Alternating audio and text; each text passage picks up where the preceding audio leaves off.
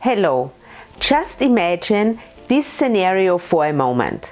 You invite someone into your home and this person starts destroying the interior of your house. What would you do? Would you invite that person back? Probably not. Why do we allow others to put us down without saying anything?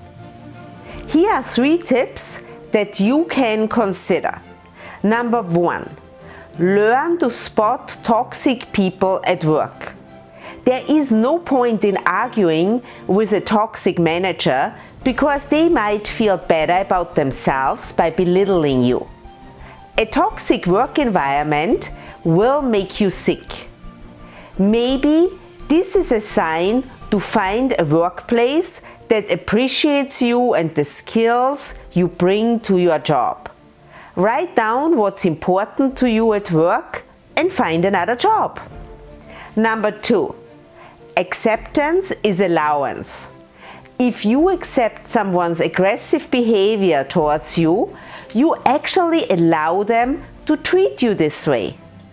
Many people are afraid to lose their job, but it is okay to stand up for yourself.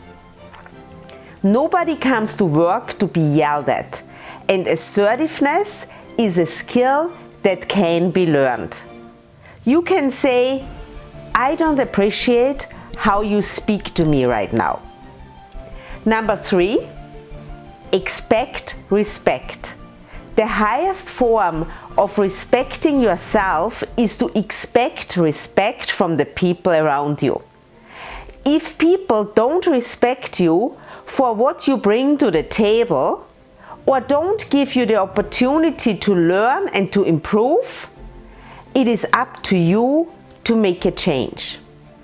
Hopefully these tips will help you to become more aware of what's important for your health and well-being before it's too late. This was my thought for today, and I will see you next week again. Until then, be happy, be healthy, and be at your best.